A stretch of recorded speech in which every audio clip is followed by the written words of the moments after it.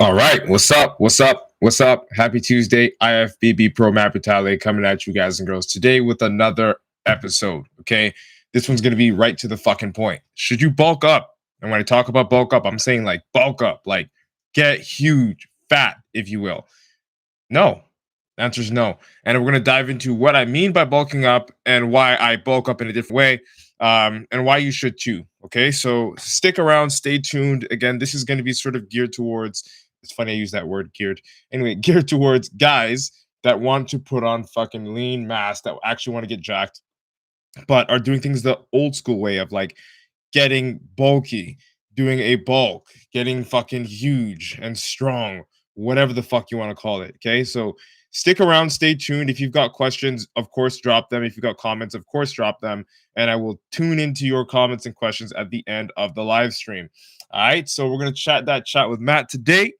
All right, straight to the fucking point. Should you bulk up? Should you get super swole? No. And we're going to talk about that. And we're going to talk about what I mean by super swole, okay? Because there's yes and there's no in it. But for the most part, no. What's up, Dre Day, the Rock House? He's tuning in. We're in the house. He says he's on his road trip all the way out to the West Coast, close to the West Coast in Alberta. So shout out, wish him luck. Safe trip, safe drive, bro. Bon voyage. Everybody in the house today. Fossy's in the house. Patrick's in the house. Akil's in the house. You know what's good. Eric's in the house. I love it. I love it. I love it. Awesome. Cool. So we're going to talk about bulking up today, people. Short and fucking sweet, right to the point. We are later today on the live stream. Normally we are like 3 hours earlier, but again, there's no excuse for me except for the fact that I'm a little bit more busy. Hold on, I'm just setting this camera up over here on Facebook. A little bit more busy. Okay, awesome. A little bit more busy. With a lot more things that are coming on, and I'm not making excuses, but I'm always gonna fucking show up. That's one thing you're always gonna see from me. So you know what it is, all right? Fit Phantom, what's good? Mac Lyles, shout out to my client. He's in the house. Terry, what's good? Mr. CEO, the CEO of Gains. You see what I did there? He says, time to grow broski. Food through the roof right now. Okay, so I know you know what food through the roof means for yourself, but for most people, they're assuming you're actually leaving bite marks in the fridge, which I know you're not doing, right? So you're being responsible, and we're going to talk about that. All right, we're going to talk about that. So let's dive into it. No wasting fucking time today, okay? Because I've got some shit to do. Matter of fact, I've got rice in the cooker right now, and I got some shit on the stove. So we're going to hustle today. I don't want to burn my fucking meal prep, okay? So should you bulk up? All right, so when I'm talking about bulking up, guys and girls, I'm speaking of doing that aggressive 5,000 calorie fucking surplus, 7+ liters of water a day in, day out consistently. It's not necessary. Okay, it's just not fucking necessary. And why is it not necessary? Because, well, the number one reason why it's not necessary to go into such an extreme aggressive bulk is because, well, first things first, yes, your strength will increase. Yes, you will technically get bigger. You will get bigger. You know, bigger arms, bigger shoulders, but also a bigger belly. Okay, and a higher body fat percentage. The number one reason why you shouldn't do it, in my opinion, because I've done it myself and I fucking hated it when I did it, is when you were cutting.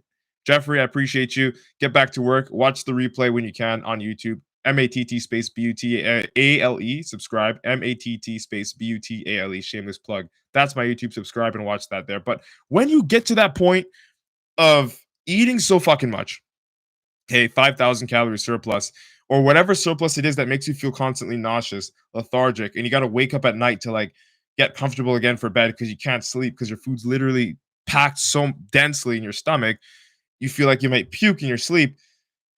When it comes to getting to that peak weight of whatever weight that is for you, and you realize, okay, cool, we hit this spot, now it's time to come down, it's going to be such a fucking pain to undo the habits of like eating in such like such a high amount of volume and then coming down to cut. Like, to force yourself, to force feed yourself, to force drink your water, to force literally nutrients into your body for a long period of time, and then, you know, have to come to cut down, because again, eventually you're gonna have to come to cut down anyway to get leaner, to get ripped, to show the shreds, right? Which is another extreme we're gonna talk about right now. It's painful. Mentally, it's fucking painful. A lot of the people that end up bulking in this extreme fashion end up never coming down. You know, unless they're actually a bodybuilder, like a professional athlete, they never really come down, because it's not just that like their body won't respond, as well as they're coming, when they pull the food away, but it's mentally they can't actually pull themselves away from the food because of their conditioning, their mental conditioning, having to fucking shovel down the fridge every single hour, right? So now imagine, okay, so let's just say, and this is just an arbitrary number, you reach 250 pounds because you bulked up. Okay, you say you gain 50 pounds, you're 200 pounds. You gain 50 pounds, now you're 250. And now you want to get super shredded, so you want to hit either 200 or 190. Like I'm talking about bone dry, like you want to get ready, fucking lean. Summer's around the corner, right? So you end up cutting, you got to cut 50 to 60 pounds. And in order to do that, you're going to have to, again, incorporate cardio, which shouldn't be too hard for you. Well, to be honest with you, if you gain 50 and 60 or 60 pounds, you probably weren't doing cardio anyway, because how else are you going to gain that fat, that much mass that quickly, even if you're on PEDs? But when you get down to that point, or when you're at least trying to get down to that point, you're going to have to cut your food down so much, depending on especially your timeline. If you like are getting ready for a certain date, you're going to have to almost crash diet to make weight for that date, whether it's a show, whether it's whatever it is. And that's not fucking easy. Mentally, you're going to be like, oh my God, I want to eat, I want to eat, I want to eat, because you've been force feeding yourself. Ooh, camera fell. You've been force feeding yourself to get to that point. Okay. So, like, mentally, you're conditioning yourself to struggle in your cut if you are bulking so fucking aggressively. That's one thing. And another thing I want to bring up to you guys and girls is it's a lot more work for the unnecessary reason of what? Hitting an arbitrary number. Like, you think you're going to put on X amount of muscle because you reach 250 pounds. Doesn't work that way. Your training and your cardio is going to dictate that. So Humble Mike says, yes, the answer is to bulk. Yeah, I agree. The answer is to bulk, but an extreme aggressive bulk? Fuck no. Why are you putting on 60 pounds of extra mass for no reason? And I mean, most of it is going to be fat and water too, right? Keep that in mind. Most of it is going to be fat and water. If you are bulking and you reach the top of your bulk and you don't have abs or lines in your physique or even slight vascularity from head to toe, you're doing it wrong. Because every time you cut, you're going to have to do a crash diet. And whenever you do your crash diet, you're going to lose a lot of fucking muscle because you literally have to starve yourself to make weight. And I've seen that happen to many other competitors. Some of them, even my friends. It's ridiculous. It's mentally fucking draining and discouraging as well, because you swore that the whole entire year while you bulk and you ate the fridge every day, that okay, when I shred, I'm gonna look fucking amazing. But then you shred and you end up looking like string beans. No definition, no density, no detail, because you literally had to lose muscle to get there because you crash dieted. It's not sustainable. The results are not fucking worth it. And it's just torture at the end of the day. And I'm telling you this from personal experience and experience from clients that I've worked with that have done that in the past. That, of course, we fixed that and gave them a proper recomp and reverse diet, taught them what the fuck they needed to do. Right. So it's not necessary to do this extreme bulk. I'll say it's not necessary to do anything in extremes, guys and girls. It's not necessary to do anything in extremes. Okay. Now, what do I mean by that? Anything in extremes? I'm talking about, and let's just keep it a stack here. I'm talking about, let me just fix this camera. I'm talking about anything in extreme. So if you do an extreme bulk, you're going to have to do an extreme cut. An extreme cut looks like this. You say you reach the top of your bulk. You want to come down. It's time to get shredded. Summer's around the corner, or you have a show you want to get ready for, whatever your reason is. You just want to get shredded. The same way you had to put yourself in that uncomfortable position mentally and physically to get to that peak weight is the same way you got to put yourself in that uncomfortable mental and physical position to get down to that lean weight where you peak. Okay? It's fucking torture for no reason, because you're going to have to lose a whole heap ton of muscle, pretty much most of the muscle that you put on in your extreme bulk to get down to that weight, which is why I always preach it's better to just slowly come up and slowly come down. If you are gaining and or losing weight at the rate of half a pound to 1 pound per week, you're golden, because you're in control of how much fat and water you burn or gain in respect to how much muscle you retain and gain. If you're focused on just hitting a number on the scale, whether it's to get big or to get shredded, and that's your only focus, not the composition of your body, not your strength really, everything goes out the window. and you're just playing with numbers on the scale for the sake of playing with numbers on the scale, it won't translate to your physique at all. Okay. And Miss Mittens Fly says, Ayo, stop and read the questions, please. I said at the end of the live stream, I'll read all the comments and questions. I know you're new here. Definitely you're new here because you'd know that. And it's no disrespect, but hang around, stay tuned another 2 to 3 minutes. I'm going to finish my little rant here, and then I'm going to answer all the questions on TikTok, Instagram, YouTube, and Facebook. All right. So just stick around, but don't stop asking questions because I will answer them at the end there on TikTok. All right. So take this in, guys and girls. Any extreme, whether it's bulking, whether it's cutting, if it's like you got to put on 50, 60 pounds and then lose 50, 60 pounds, you're screwed. Nothing should be that dramatic, especially within a year's time.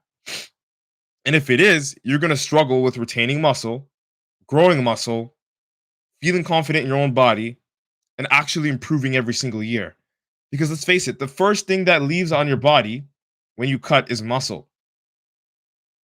Okay, fat and water does come off, but if you were like going through an extreme crash diet, the first thing that's going to come off is your muscle. I promise you. The newly gained muscle is the first thing to come off. I promise you.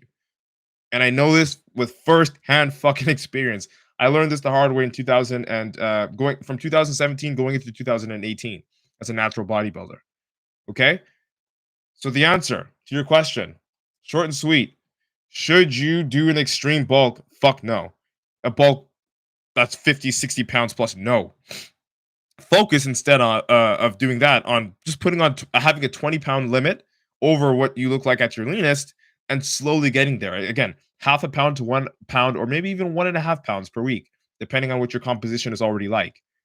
Slowly reverse dieting from your cut and slowly cutting down from the peak of your bulk, which shouldn't be more than 20 to 30 pounds. 30 pounds is pushing it, but 20 to 30 pounds over your leanest weight. And that's how you actually accumulate and keep the muscle each and every single year that you put it on, and make sure that it is sustainable. Okay, because you're not force feeding yourself and you're not fucking starving yourself to grow the muscle or to cut. Make sense?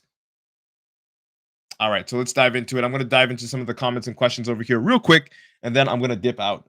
Brittany, what's good? She says, Champ, what's up? I appreciate you, homegirl. You know what it is. You feel me. Yeah, I'm always going to say that every time I see you. Okay, cool. So I'm gonna get to the TikTok question there. So it says, what type of clients do you work with? I work with typically men over 260 pounds looking to lose 25 to 20 pounds within 2 months, because that's absolutely doable. And I've done that for so many other men. But of course, I also take on competitive clients. I don't tell people that I take on competitive clients because they already fucking know that. Because I'm a competitive bodybuilder, a professional at that. But yeah, I help people, everybody. I typically do not work with women, but there are exceptions. So if you are a woman and you actually want to get in shape, you can hit me up. But I'll tell you personally, the qualification process is rigid, and I don't take on a lot of people anyway. So especially if you're a woman and you're not willing to actually commit yourself, which I find is a recurring theme, I won't take you on, and you won't qualify for the Natural Nomad Academy. So that answers your question. Just keeping it honest here. Now I'm gonna start reading from Insta. What it is, what's good. So let's check it out. All right. So yeah, Humble Mike says extreme bulk is bullshit. We both agree on that. Dre says slight caloric deficit worked for me. Exactly. So you can either be in a slight maintenance phase or slight deficit throughout the whole year. So for myself, excuse me, the way I usually do it is once I reach like a really deep cut, and like I reach, say I could get ready for the stage, and I'm reverse dieting.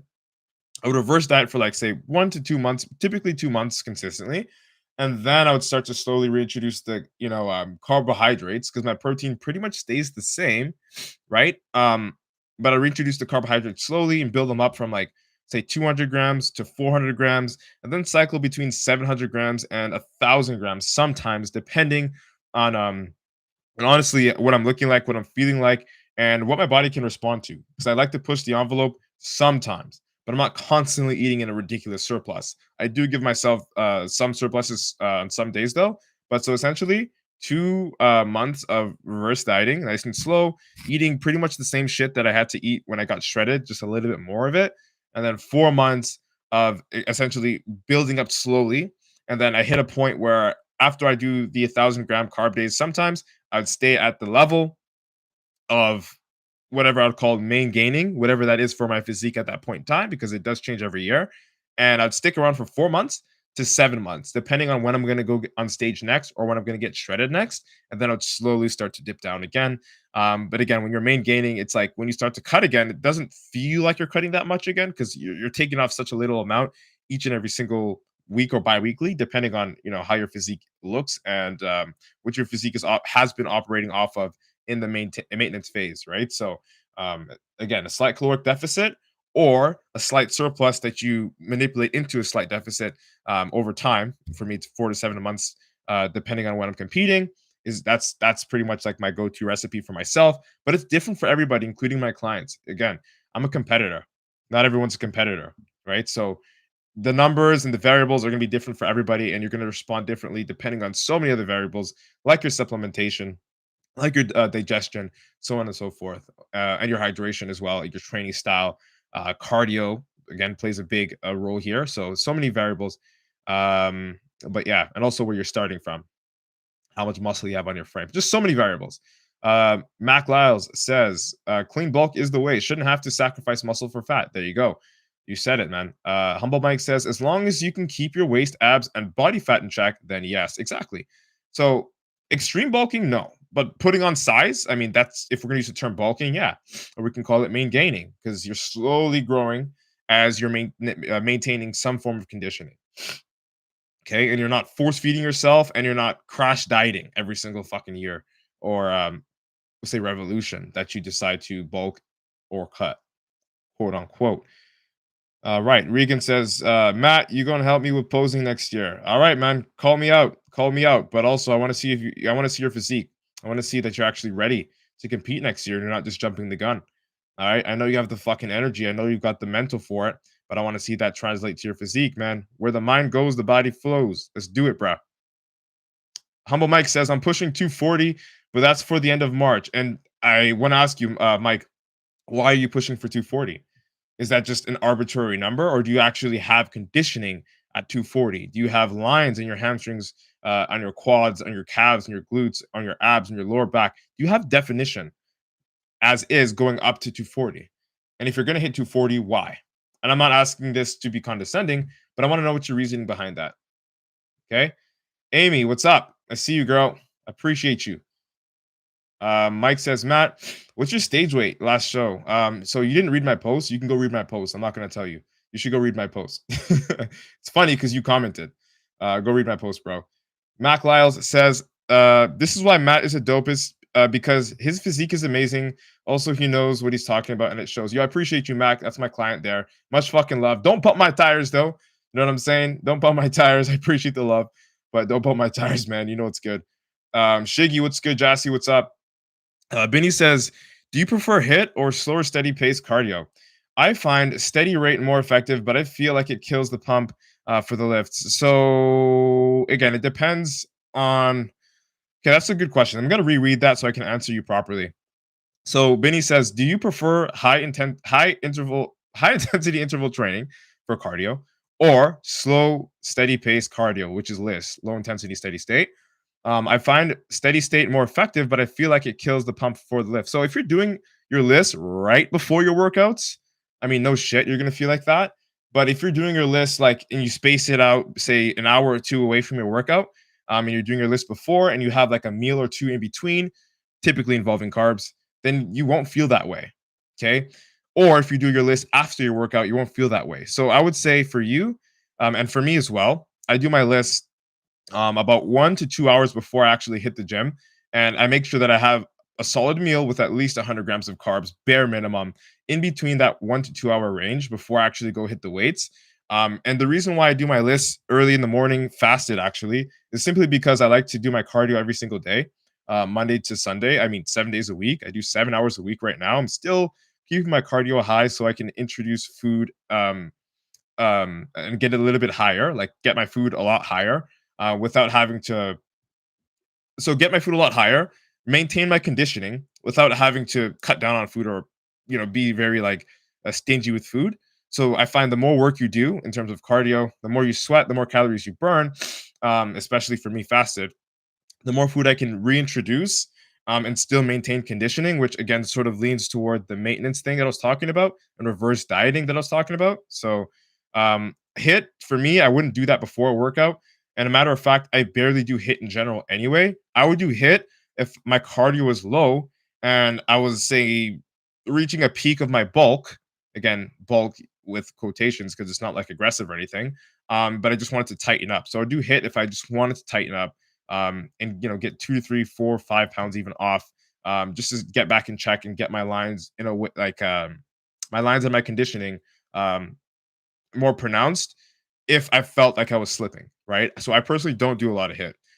Everything is list. I do 1 hour cardio pretty much every single day.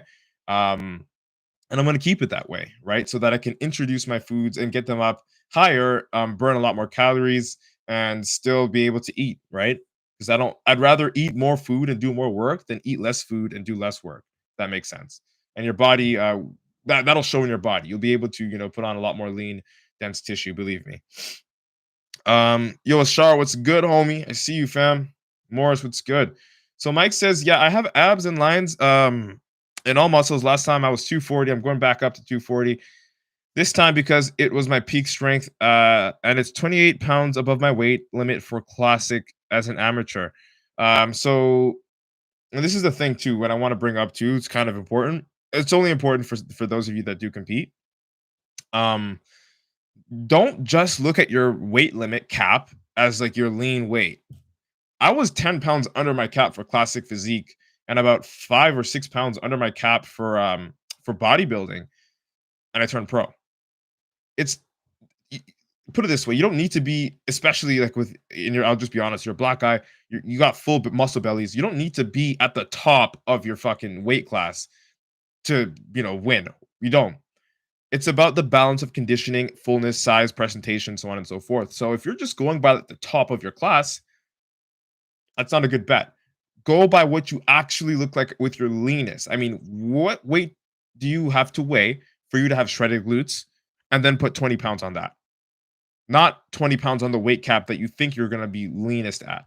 That's a mistake that I see a lot of competitors make, and one that I made fucking 2 years in a row. So I'm telling you with experience, like, don't just go by the top of your weight cap. Go by what you look like in the mirror when you're actually fucking bone dry shredded. All right, Mike? He also says it's mainly to drive strength. With that being said, once my condition goes to shit before the 240, I'm not going to push for the weight. That won't make sense. So if your condition's already going to shit for 240, you shouldn't do it. That's my opinion, though. Right? But again, try to go back to the drawing board and see where you're at your most leanest. Like when I say most leanest, I mean shredded glutes, shredded hamstrings, and where you're actually uncomfortable. Put 20 pounds on that, and you should be rolling. It looks like you're hitting an arbitrary number to me. And I'm just being honest, man, because I actually fucking respect you. I'd rather tell you the truth than pump your tires. Benny, yeah, you already know what's good. I appreciate you for coming out here and asking, bro. You're never a sitting duck. I appreciate you.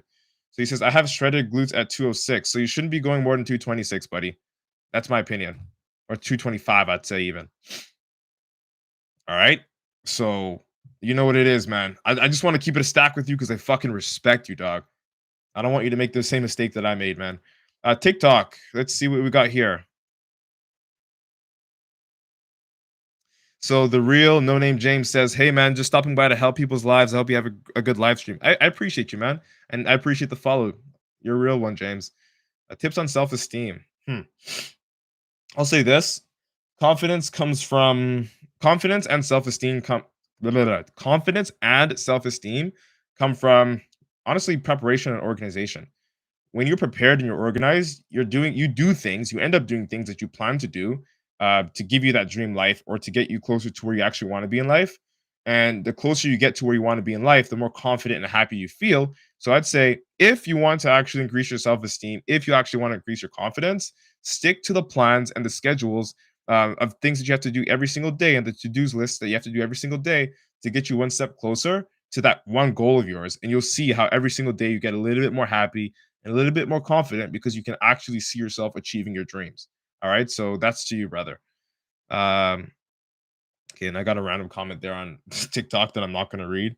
No way. So Hazmat Huey. Niacin for cutting, no carbs. First of all, you should never go no carbs. That's a part of the crash dieting culture. And I'm a bodybuilder, and I'm telling you, I only went no carbs for like 2 days, pretty much 2 days before the show. And even so, I was barely training because you can't train effectively without carbs, right? And it's just not ideal for the average person, especially if you're not competing. That's part of crash diet culture. You shouldn't do that. He says niacin and ephedrine. Don't just rely on supplements to get lean, man. Like it's all nutrition. It's all nutrition. The supplements will give you a boost, but it's all nutrition. And I think L-carnitine would be better for you, um, just in general. All right, so that's my word of advice to you. Let's see here.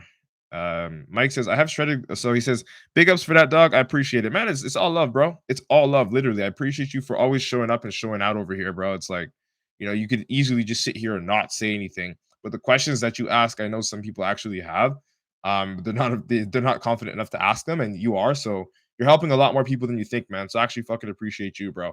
Thanks for not being a sitting duck and actually fucking asking questions. All right, so that's it. That's all, people. We'll be back again tomorrow with another live stream as usual. You know what the fuck is up. Monday to Friday. IFEB Pro Matt Brutale signing out. Thank y'all. Hope y'all have the greatest fucking Tuesday of your life. Cheers. Peace.